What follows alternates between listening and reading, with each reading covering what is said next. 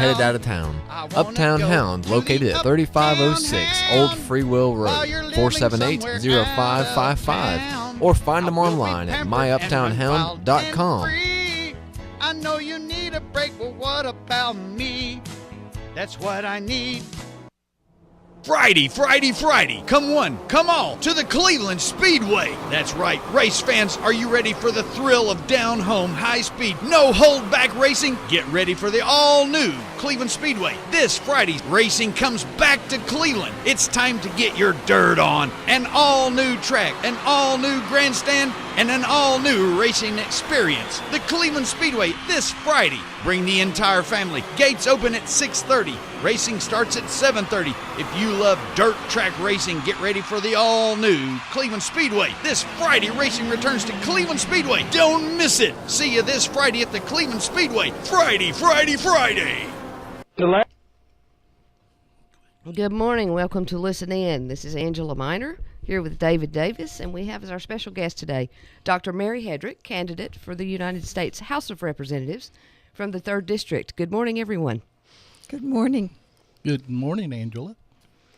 Dr. Hedrick, tell us a little about yourself. Oh, well, I'm a medical doctor, practiced 30 years in East Tennessee, included in my practice emergency room work in a lot of different hospitals in East Tennessee, more in the northern region, though, than the southern region. And also, before that, I had worked in Oak Ridge for 7.5 years as a computer analyst at Oak Ridge National Lab. And then before that was a public school math teacher in Bearden Middle School in Knoxville, Tennessee. So that's 31 years in Oak Ridge that I lived, and 42 years in the area, mainly in District 3. So that makes me 65 years old. We weren't doing the math. Why are you running for Congress, Dr. Hedrick? Like many people, I feel our government is currently not going in the right direction, and that the process is broken when we have things like the filibusters that are so abusing any activity in the Senate, and obstructionist House of Representatives that says no to everything and shuts down the government. Then I think everyone is a bit alarmed, and I am at a point in my life where I was able to do that. So someone has to step forward, and I couldn't talk anyone else into stepping forward, so I did. So here you are. Yes. Well, that's terrific. Since you do have a medical background, David, I'd like to just jump right in, and let's talk about a hot topic at hand, the Ebola crisis that we are lots of folks are worried about. What are your thoughts about that as a doctor and as a future leader? Actually, have been alarmed since it began. It's so different from other wild animal transmitted diseases in that it had gone into cities and crossed state boundaries and was transmitted person to person. The good thing about Ebola is it is not transmitted by aerosol. You can't cough on someone and give it to them unless you had an awfully lot of spittle that you were spraying onto open wounds of the other person's face. So in general, it is not something that someone across the room would give you. It is, however, very deadly. And so I actually spent one night all night long worrying about it because of the change. We saw how devastating AIDS was to the world as it spread across the world, and I don't want to see that happen with Ebola. So the good news is that they've at least made one step forward. Starting Monday, anyone who has their origin in one of the countries affected in West Africa, if they come to the United States, will have to do a daily check-in with twice-a-day temperatures for the 21 days of the incubation period, which is an improvement. In spite of what we hear from CDC, not all hospitals are prepared to address this. So unlike a lot of my Democratic peers, I do favor restricting travel out of West Africa, and this is a step forward for us here, but I would like to see more diligent restrictions in Africa. I would have rather seen the 21-day surveillance done as someone left Africa rather than after they had traveled to Europe and then to the United States. So those are my concerns. Well, on a related topic, tell us your thoughts, your perceptions, your hopes and dreams of the Affordable Care Act. I know you've been quite busy in that realm. Yes, and actually you and I have met up together in the last year and a half as we worked to explain the Patient Protection Affordable Care Act and help folks enroll in plans. As you know, it is actually commercial insurance regulatory law rather than government insurance. And so when I hear my opponent and others talk about government insurance and government health care, they're misusing the information. It is actually a consumer protection plan.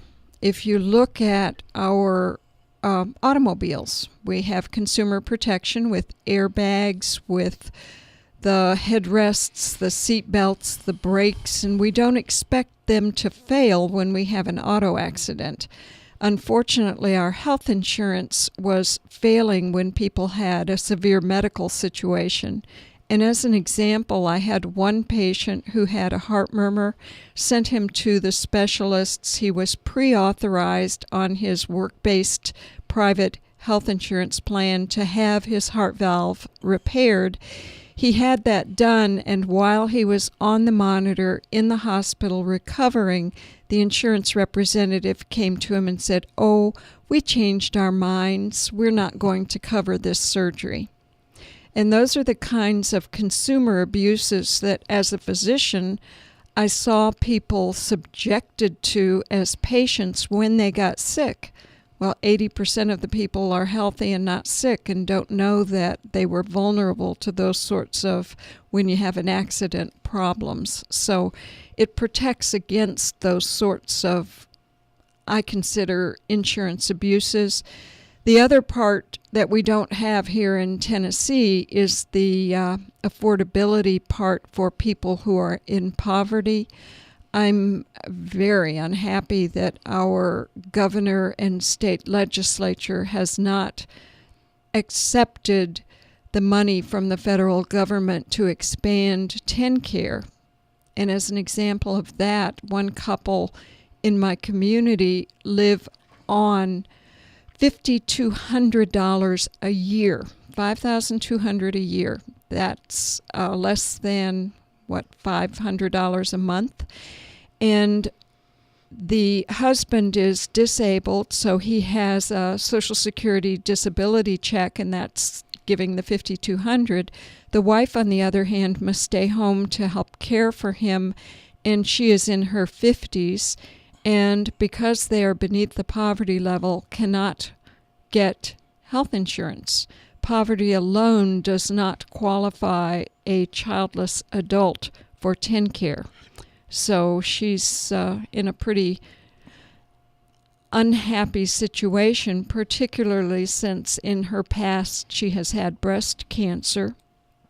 So it's been, I think, 8-10 years since she had a mammogram. And also she has a family history of colon cancer, and she has never had a colonoscopy. Dr. Hedrick, they talk a lot about, as you mentioned, the money that would come to the states. Is that a one-time thing, or is that continue after?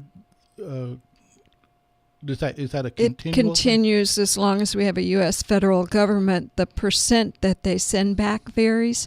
For the first 3 years, the federal government would have paid 100% of the TennCare expansion dollars, and it would have been sending back to us part of the $70 billion that we send to the federal government each year in our taxes from Tennessee up to Washington, D.C. We were allowed to bring that back for 3 years through 2016 and pay for 100% of the expansion. At any point, we are allowed to cancel that relationship had we chosen to expand. After 2016, we would still get 95% of the cost. Then in 2018, 93% of the cost. And then in 2019, 92% of the cost. So that is still the federal government returning to us our income tax dollars to help us pay for this coverage for the poor. After 6 years, then the federal government would pay 90 cents on the dollar, and the state would be obligated, if they continued it, to pay 10 cents on the dollar. But again, the state could cancel it if it were too expensive. So where are we in the process with that? I mean, is it a done deal, or have we just declined this, or... We have declined this. We have heard our governor say that he is pursuing a Tennessee plan. He has not publicized what that plan is. He really hasn't sent the formal paperwork in completion to the health services in Washington, D.C. So he has chosen not only not to expand TennCare, but to allow a pretty dreadful performance by our TennCare Bureau here in the state. We were supposed to have a computer program to enroll folks with the new TennCare criteria come January 1, and we're now in the end of October, and people still cannot enroll on TennCare smoothly, and many, including pregnant women, have gone without coverage because of the poor performance of our state government. I want to tell everybody who we are, and then I want to Yes. get back to you. This is David Davis and Angela Miner on Listen In. We're WOOP FM, live on the internet at WOOPFM.com, and we're talking to Dr. Mary Hedrick, the Democratic candidate for the 3rd Congressional District. And Dr. Hedrick,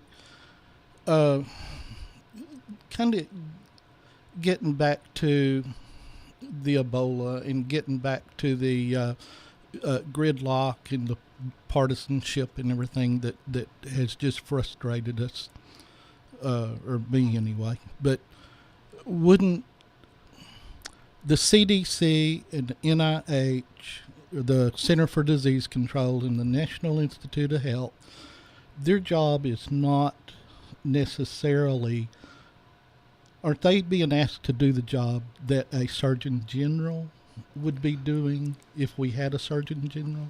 Some of what they've been asked to do, yes.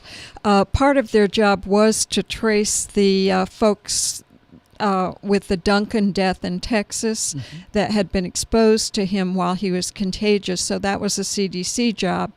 But looking at travel recommendations and preparedness of hospitals to face this and public education about the risk, you're right, those were Surgeon Generals. And as you know, Dr. Murthy is President Obama's nominee for Surgeon General, and since July of 2013, his nomination has been sitting idle because our senators have chosen to filibuster to placate the NRA because they don't like every word that Dr. Murthy says about safety and children and guns. So is it, I know the Senate approves, but is it their job to try and force the president to pick who they want, or should the president be able to pick who he wants, and then if it doesn't work, then it's his fault? I think their role is to make sure that the president does not appoint someone totally inappropriate, and that is not the case in Dr. Murthy's nomination for that position.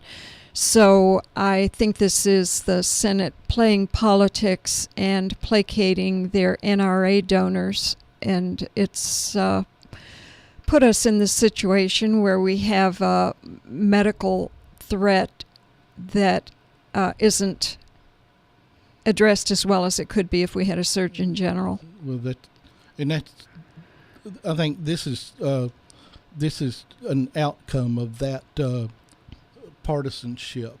I agree with you. Okay. And there are details that a Surgeon General would have addressed right away. For example, in our hospitals, we have what you call negative pressure isolation rooms, where if you open the door, it sucks air from the hall into that contaminated room, doesn't allow it to go out into the hall. And he would know who has how many with a toilet in it, because Ebola causes diarrhea. So you need to know how many negative pressure rooms with a toilet each hospital has. And he would find out that information, and also about the protective gear for healthcare workers. And so a lot of things like that together with CDC would have been done better. Does every hospital have a negative air? I don't know. You'd have to ask our Surgeon General. Oh, whoops. We don't have a Surgeon General, do we? Well, on some more federal topics, we've heard that there are some fears, based or unbased, that Social Security, Medicare may or may not be solvent. What are your thoughts about that? Social Security by law is required to be able to fund its payments for 75 years. And so by law, they have actuarial examinations of those trust funds and the predicted life expectancy and how many payments they're going to be made.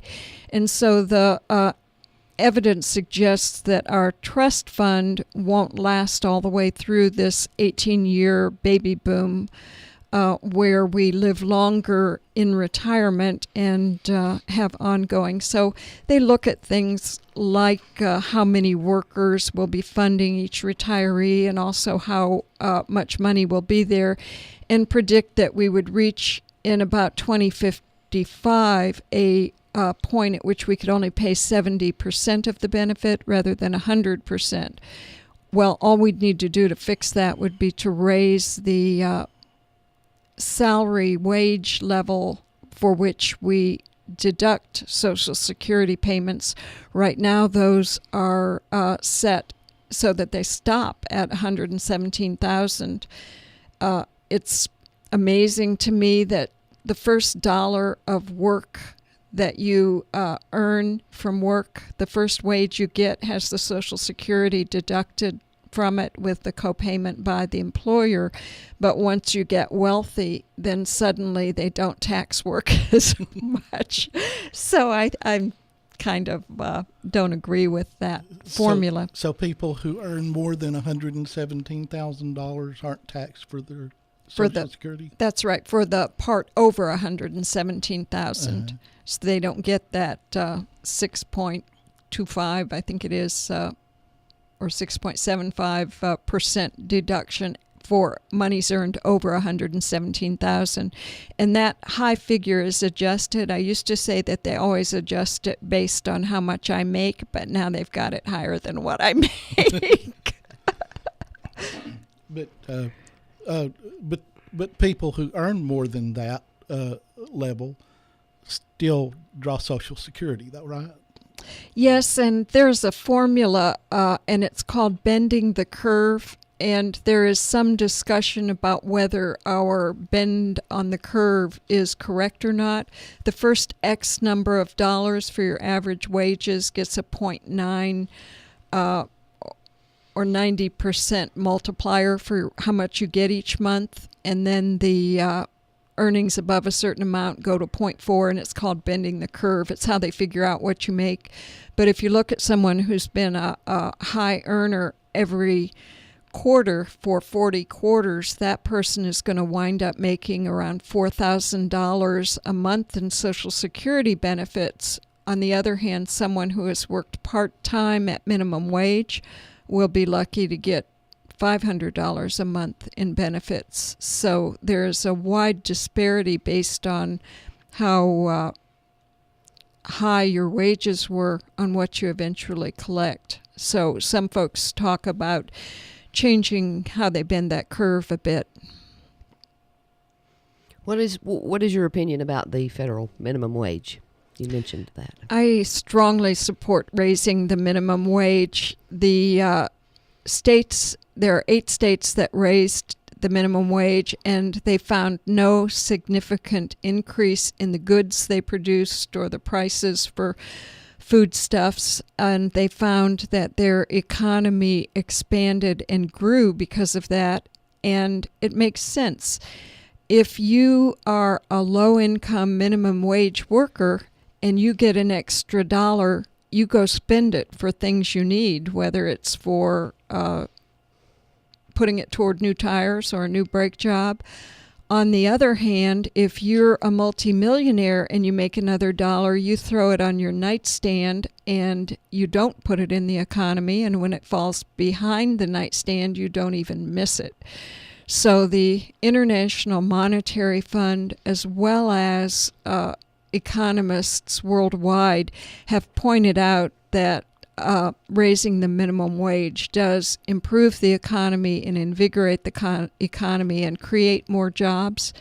And so there are formulas that I won't torture you with about how you calculate that, but it improves the GDP and the GNP. So it wouldn't be a threat that plants would close and people would lose their jobs? And No, you hear that, but that's not proven out. The Congressional Budget Office has put out a report and predicted a certain number of hours that would be reduced. What you and I don't know is if someone is working 3 or 4 part-time jobs, whether the reduction in the job is because they finally got to get a little bit more of their time back and actually see their children. And, we just don't know with that reduction in the hours in the CBO report. But I think there is more benefit in increasing the minimum wage. And as you know, it's been stagnant. If you look at minimum wage in 1960 and you go forward, it would be well over $10 an hour. And if you look at worker productivity and the improvement, it would be over $20 an hour. And if you compare it, over the decades, we see that it has lost buying power. To have just $7.25 an hour, you're in poverty. If you're a single person working full-time at minimum wage, you are beneath the poverty level.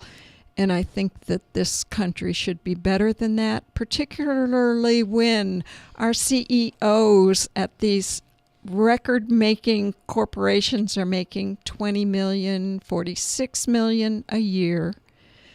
So maybe we ought to talk about a maximum wage. Maximum wage.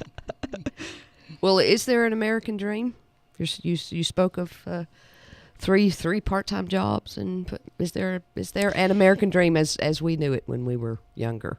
Work hard, get ahead, succeed. It is evaporating, and I feel like I am an example of realizing the American dream. I was born out of wedlock, put in a foster home, adopted at age 5, lived in government housing projects until we were 8, and my adoptive parents saved up the savings bonds to use as a down payment on a house. And my father worked 2 jobs. My mother worked sticking plants in a greenhouse. And by golly, they had a son who became the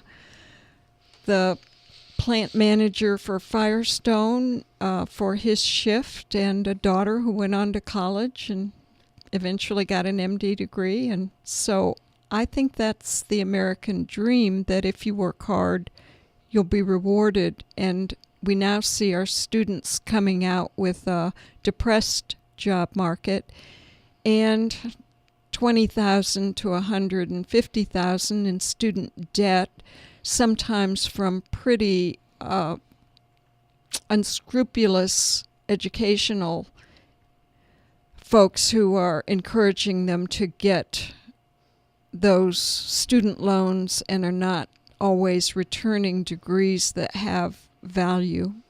So, you're sort of getting to the point of whether government is a business or a service. If it's trying to gouge students at 6.8% interest or higher for their student loans, then it's behaving like a greedy business. And if it has student loans with value and adjusts it to the current interest rates, then it's more of a service. What is happening to our middle class? It's shrinking and disappearing. And we see that through multiple indices.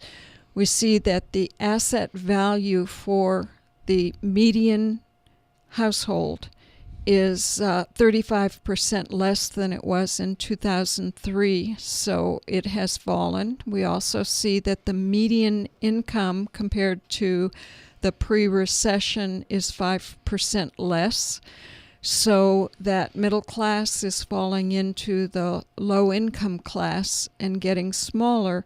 Meanwhile, back to those CEOs making $20 to $46 million each per year. We see the rich getting much richer. So income inequality exists, and it's very bad for our democracy to lose our middle class and have a few wealthy people throwing their weight around like David and Charles Koch. This is Listen In on WOOP 99.9 and on the internet at www.woopfm.com. And this is Listen In with David Davis and Angela Miner, and we're going to be talking for about the next 15 minutes, I think, to Dr. Mary Hedrick. She's the third Democratic candidate for the 3rd Congressional District. Let's go overseas for a moment. The Middle East is a morass of instability, as we all know. What are your thoughts of our responses heretofore and the future, possibly in the area? Do we have a part in that, and why should we care? I've heard several people say, "Why should I care?" Insofar as we remember 9/11, we got to care, because terrorism is a possibility, and we know that there are jihadists within the United States, so we do have an issue of homeland security that needs to be attended to. On the other hand, I am concerned that we don't know who our enemy and friend is in the Middle East. When we go into Syria, I don't think we can be confident that weapons we deliver or bombs that we drop will always be against ISIS or ISIL. Rather, we're going to have collateral damage, and we're also going to have forces there that have other tribe against tribe and sectarian battles that they will direct us to participate in, knowingly or unknowingly. So I am very uneasy at certainly at our talking about arming the Syrian army. I don't think we know which Syrians we should arm, and we must remember that Osama bin Laden was originally armed and taught to use his arms by the United States when he was opposing Russia in Afghanistan, and then he went on to use the weapons and the knowledge to help create 9/11. So I think we have to use extraordinary care, and we also have a cost in dollars and a cost in lives. Those troops that we send as consultants and teachers are going to be real targets for kidnapping and torture by ISIS and ISIL. Additionally, every Tomahawk missile that we send is $1.5 million blown up. Meanwhile, we don't have any construction going on at the Chickamauga Lock here in Chattanooga, and we have bridges that are over 40 or 50 years old, and we have public school systems that are desperately trying to shuffle their funding to stay afloat. So all those issues make me uneasy, and I would like to see us do a better job of trying to get energy independence from the Middle East. And we're not doing that. Instead, we're allowing the oil and gas industry to extract our natural resource as quickly as possible and then sell it overseas. We are not stewarding our natural resources, nor are we investing properly in renewable energies to supplement what we do. And I think a lot of the criticism of wind energy is actually coming out of David Koch, and you see the conflict in Kansas, his home state now, with the wind folks who realize what a great asset wind energy is and who are trying to combat now his damaging influence in Kansas. Good grief, if you can't use wind energy in Kansas, there's just no place on earth that... David's from Oklahoma. It's flat out there, isn't it, David? Very flat. And lots of wind. What types of renewable energy do you think hold the most promise for us? My favorites are solar and wind. But in truth, I think we're going to wind up using some nuclear energy. And so we as citizens need to have a real long, hard discussion about the waste products and how we're going to store them and where we're going to store them, because Yucca Valley has said no to long-term storage, and now that Harry Reid is in leadership in the Senate, he said no to using Yucca Valley. So if we are going to shift to some of our energy needs as nuclear, we need to really address the safety and long-term issues. However, a third of what we use in energy is wasted because of inefficiency. People make fun of caulking and insulation efforts, but they pay back. And so we do have an opportunity to use things better and more efficiently. And energy not used is the cheapest and safest energy that there is.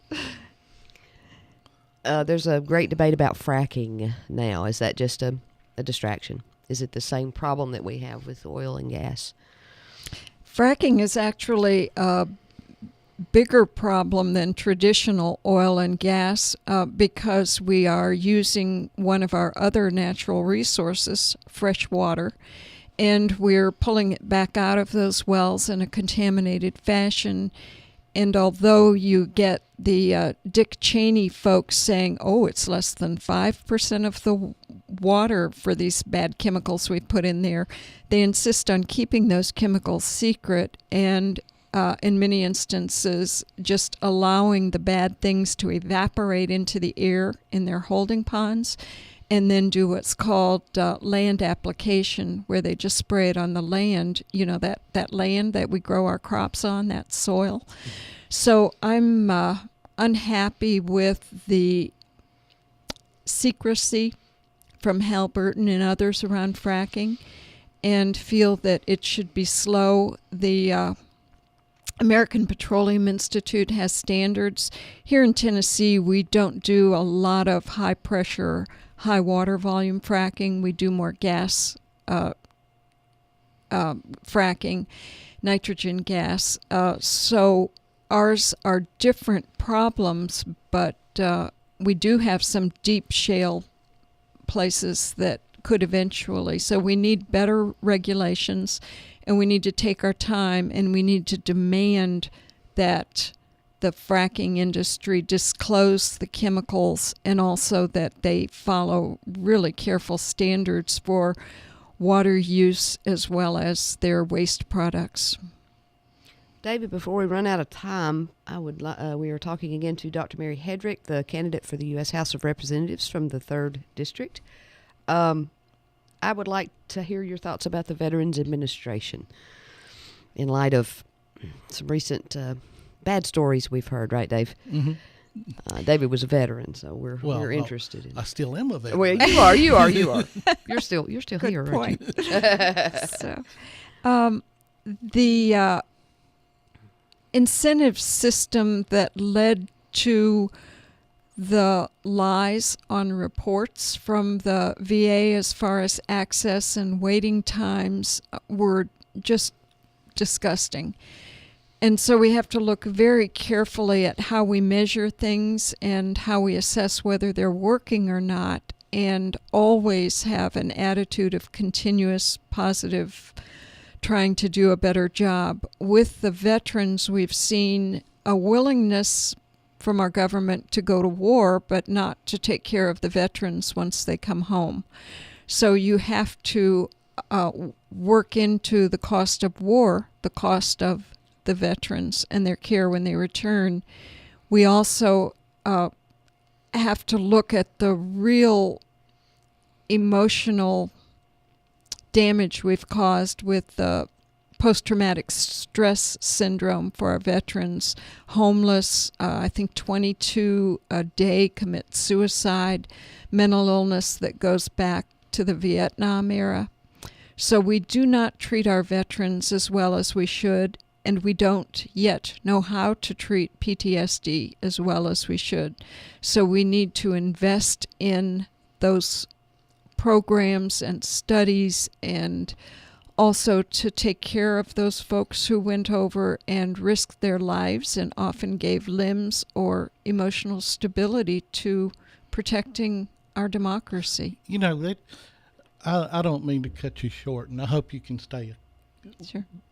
Make up for this time that I'm going to take, but I've been reading Revolutionary War pension applications and things like that lately. And anyway, I hear about even Revolutionary War soldiers that would get thrown out of the church for drinking and fighting and things like that. And it's just made me wonder, you know, PTSD has been around, I would imagine, ever since there has been a war. I mean, ever since people have started fighting. But it's only in the last, 20 years that it's become okay to admit it. You're right. We have a better attitude about mental illness, but in war-related, we did have other names for that, and I can't remember them all. To give you the history, I actually read that a few months ago. Shell shock was one. Yeah, yes? Shell shock, but there were 4 or 5 different names over the years. But my own experience is that we have PTSD not only from veterans, but sexually abused men and women who are now adults, whether it was sexual abuse, say in the Catholic Church situation where you had the altar boy issues, or sexual abuse by male or female who were mistreated as children. Those folks have clear PTSD, and we still struggle for the most successful treatment to help folks recover and do well. Well, talking about it is not just part of the it, public yeah. in general, but to get the individual to talk about it is a huge part, yes. I think. Yes. Yep. You have to identify the problem first, and when they talk about it, they start to learn their own problems before they can move on. May I mention early voting? Certainly. Thank you. We have early voting. 2 days from now is our last Saturday for early voting, and early voting will continue through Thursday the 30th. And if folks don't live in Bradley County, they can look at the state election office to go to their own county and see what the hours or the phone number is. But you can call your election commission to verify the place. You have in Bradley County 3 places to early vote. Would Correct. you like to say what those are? Correct. Do you know them? Yes. One is at the mall.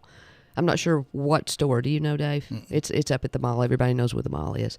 The second is at the Bilo parking lot on McGrady. And the third is the Election Commission office, which is across the street from the courthouse. And I believe we're open till 6 here through the week, Dave. Yes, this I looked it up, and they said in that Bradley Square Mall that it was between JCPenney's and eBay, and that the weekday hours are 9 a.m. until 6 p.m., And on Saturday, it's from 9 a.m. until 4 p.m. And so I encourage folks to go vote. I hope they'll vote for me for U.S. House of Representatives if they're in Southern Bradley and District 3. However, the vote is so very important, so I hope we have a real high turnout in Bradley County. Is there a prize for voting? I mean, we could say, yes, we could good say, government. There it is. That's what I was going to say. You could, The prize is good government. yeah, if you vote, somebody could win good government. Yes, Maybe a raise in minimum wage or yes. for some lucky voter. Yeah. There's all kinds of things you could Yeah. win if you get out and vote. Well, I'm going to hit the road. Okay, one more closing thing. If voters want to learn more about you or get involved with your campaign, because we don't have final elections until November 4th, Yes. where can they go? MaryHeadrick.com if they're online, and that is spelled H-E-A-D, like your head on your shoulders. And if they don't have internet and would like to call and ask us to send a mailer, just call our campaign number 865-992-7168 and tell us the address to which they'd like information sent. And as much as possible, I try to respond to phone calls or emails when folks have specific questions on issues they're uncertain how I come down on. So I'll be happy to try to get back in touch with folks, but we only have 11 more days. We do. Give that phone number one more time because they have a pencil now. 865-992-7168. And this has been Dr. Mary Hedrick, candidate for U.S. House of Representatives, 3rd District, which is about half of Bradley County.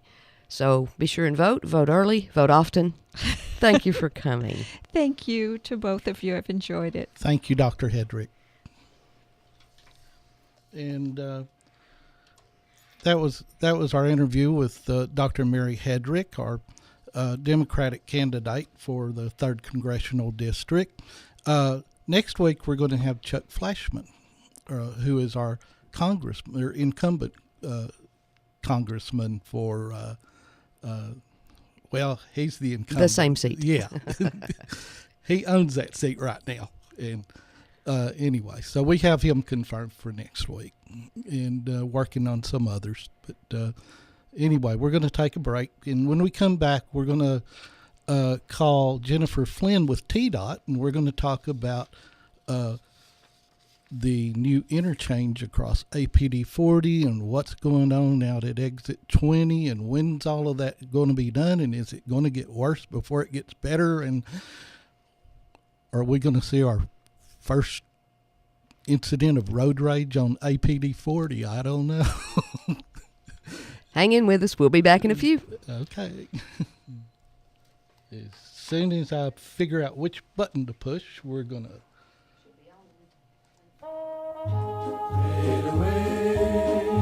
Fade away.